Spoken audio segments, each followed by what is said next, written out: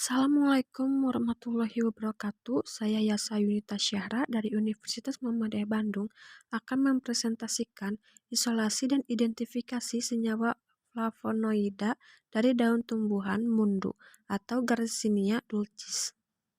Tumbuhan mundu atau Garcinia dulcis adalah tumbuhan asli Indonesia yang belum bisa dimanfaatkan secara maksimal oleh masyarakat Indonesia.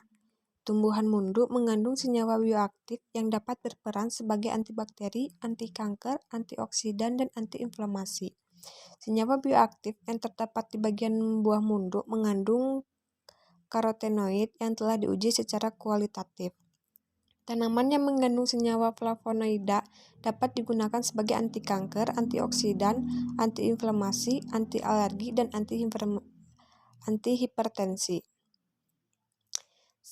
Garcinia yang telah dibudidayakan adalah mundu. Tanaman ini memiliki habitat di Jawa, Sulawesi, dan Maluku, terutama di hutan primer, hutan dataran rendah, batu karang, dan pinggir sungai pada ketinggian 350 mdpl. Tinggi tanaman ini mencapai 10-13 meter dengan daun berbentuk bulat, telur, atau lonjong berwarna hijau, dan buahnya berbentuk bulat dengan rasa asam manis. Hasil pengamatan yang dilakukan terhadap 476 nomor spesimen herbarium jenis-jenis Garcinia yang disimpan di Herbarium Bogoriense dan telah ditemukan 64 jenis Garcinia di seluruh Indonesia. Peran terpenting flavonoid dari sayuran dan buah segar adalah mengurangi risiko terkena penyakit jantung dan stroke. Tumbuhan yang mengandung flavonoid sebanyak dipakai dalam pengobatan tradisional. Flavonoid adalah senyawa yang mengandung C15 terdiri atas 2 inti fenolat yang dihubungkan dengan 3 satuan karbon. Kemudian ada alat dan bahan yang digunakan. Alat: botol, gelas kimia, Erlenmeyer, bejana KLT, rotary evaporator, penangas air, streaming water bath, spektrometer UVV, FTIR, HNMR, CNMR, dan MS. Kemudian ada bahan: ekstrak daun mundu, ascorbat, DPPH, FeCl3 5%, NaOH 10%, HCl 37%, logam Mg, metanol, etil asetat, N-heksan, kloroform, plat KLT, dan benzen. Kemudian metode yang digunakan, yang pertama ada preparasi sampel daun mundu. Sampel daun mundu dikeringkan lalu digiling sampai halus sampai diperoleh serbuk daun mundu sebanyak 2.300 gram. Kemudian uji screening fitokimia terhadap ekstrak daun tumbuhan mundu. Serbuk daun mundu dianalisa menggunakan metode screening fitokimia dilakukan secara kualitatif. Dituangkan sebanyak 10 gram serbuk daun mundu ke dalam Erlenmeyer, kemudian ditambahkan 100 ml etil asetat, diamkan selama 1 malam. Lalu didekantasi dan dibagi masing-masing ekstrak sampel sebanyak 3 ml ke dalam 3 tabung reaksi. Lalu ditambahkan masing-masing per reaksi. Kemudian, ekstraksi daun tumbuhan mundu. Serbuk daun tumbuhan mundu ditimbang sebanyak 2.300 gram. Kemudian dimaserasi dengan metanol teknis sebanyak 18 liter sampai sampel terendam seluruhnya dan dibiarkan selama 24 jam. Maserat dipekatkan dengan menggunakan rotary evaporator untuk memperoleh ekstrak pekat metanol dan ditetesi dengan reagen FeCl3 5%. Kemudian diuapkan menggunakan penangas uap untuk menguapkan pelarut. Diteruskan untuk pemisahan senyawa tanin dengan cara melarutkan ekstrak pekat metanol dengan aquades, lalu dipartisi berulang-ulang dengan etil asetat hingga ekstrak etil asetat hingga flavonoida negatif terdapat. Pengujian dengan FeCl3 5%. Fraksi etil asetat kemudian di rotary evaporator lalu diuapkan dengan penangas air hingga semua pelarut etil asetat menguap. Ekstrak pekat etil asetat dilarutkan dengan metanol dan diekstraksi partisi berulang-ulang dengan N-heksan sampai lapisan N-heksan bening. Residu dipekatkan kembali dengan rotary evaporator dan diuapkan kembali sehingga diperoleh ekstrak pekat lapisan metanol.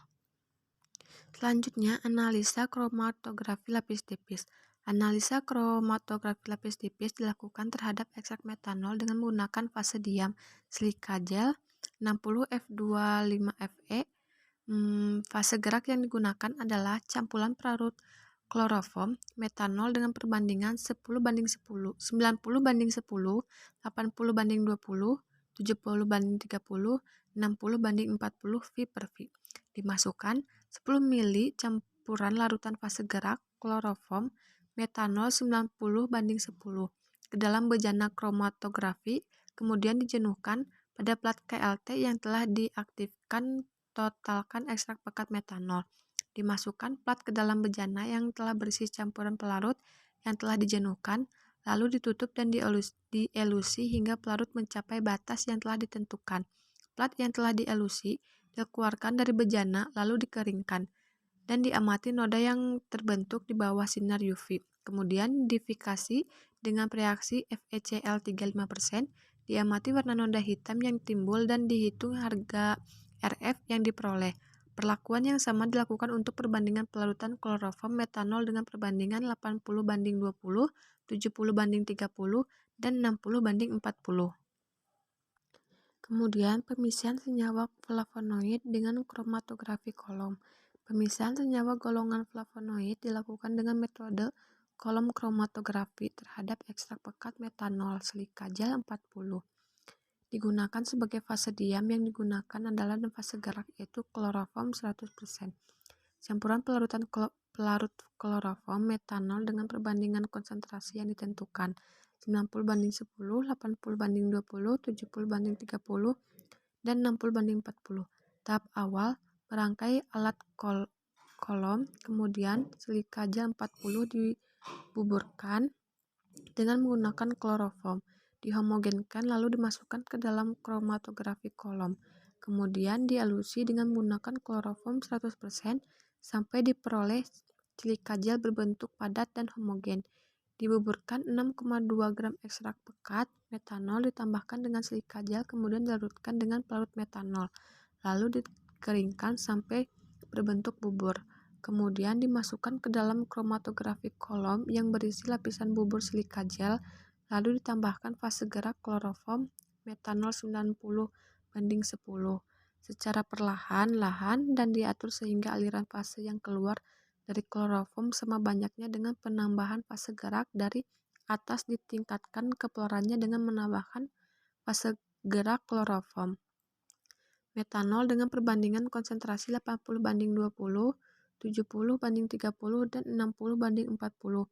Hasil yang diperoleh ditampung dalam botol vial setiap 10 ml, lalu di KLT dan diuji dengan reaksi FeCl 35%, kemudian digabungkan fraksi dengan harga RF yang sama sehingga diperoleh pertama fraksi 6181 dengan jumlah noda 2 dengan harga RF 0,23 banding 0,25. Kedua fraksi 81-144 dengan jumlah noda 2 dengan harga RF 0,12 banding 0,14. Ketiga fraksi 145-175 dengan jumlah noda 1 dengan harga RF 0,04. Keempat fraksi 174-243 dengan jumlah noda 1 dengan harga RF 0,06. Dan di KLT lalu diuji dengan FeCl 35%, kemudian diuapkan sampai berbentuk padatan. Kemudian, pemurnian senyawa.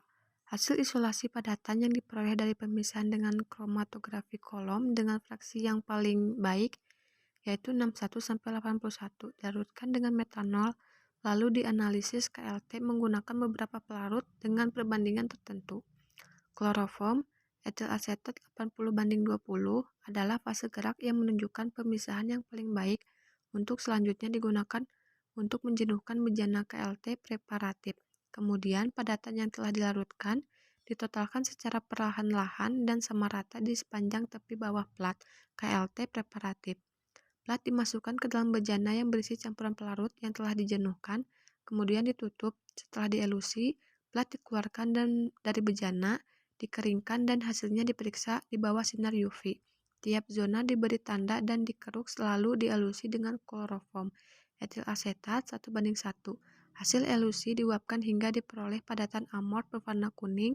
Hasil isolasi dimurnikan dengan menggunakan pelarut aseton dan N-heksan hingga diperoleh senyawa murni yang dibuktikan dengan noda yang tunggal pada plat KLT.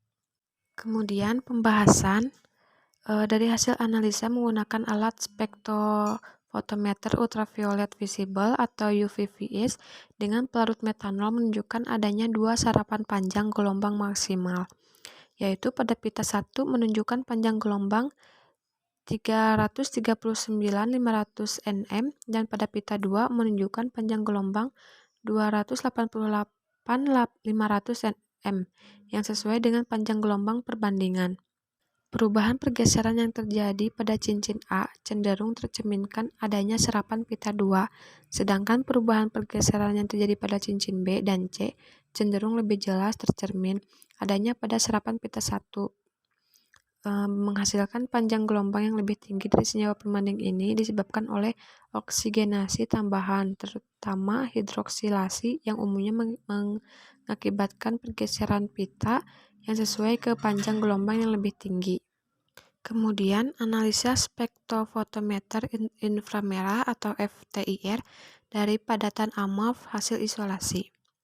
Dari hasil analisa spektrum inframerah diperoleh bilangan gelombang 3379,29 cm dengan puncak lebar menunjukkan adanya vibrasi ulur dari OH yang didukung oleh bilangan gelombang 1165,00 cm.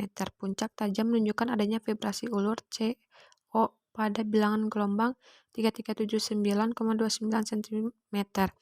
Vibrasi ulur OH pada bilangan gelombang 1635,64 cm dengan puncak tajam menunjukkan pergerakan vibrasi ulur CO keton pada bilangan gelombang 1458,18.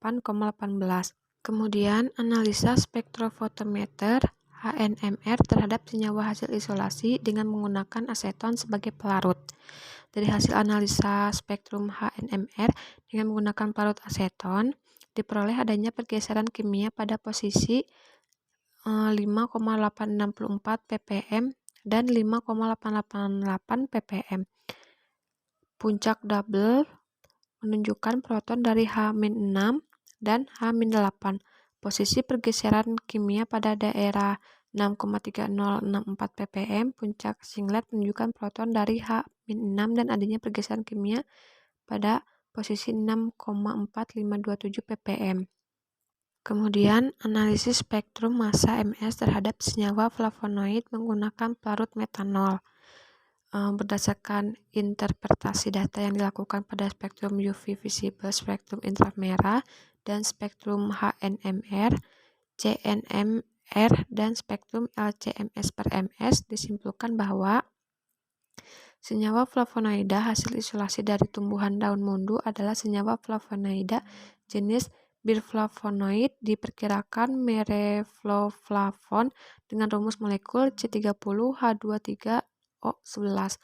Kesimpulannya, berdasarkan percobaan yang dilakukan dapat diperoleh hasil pemisihan dan pemurnian ekstrak metanol dari daun mundu atau Garcinia dulcis. Dihasilkan isolasi berbentuk padatan amorf berwarna kuning dengan berat 12 mg dan hasil elusidasi struktur dari data spektroskopi UV, inframerah, NMR, dan LC-MS. Isolat yang diperoleh merupakan senyawa biflavonoid yaitu morelloflavo. Sekian presentasi dari saya. Assalamualaikum warahmatullahi wabarakatuh.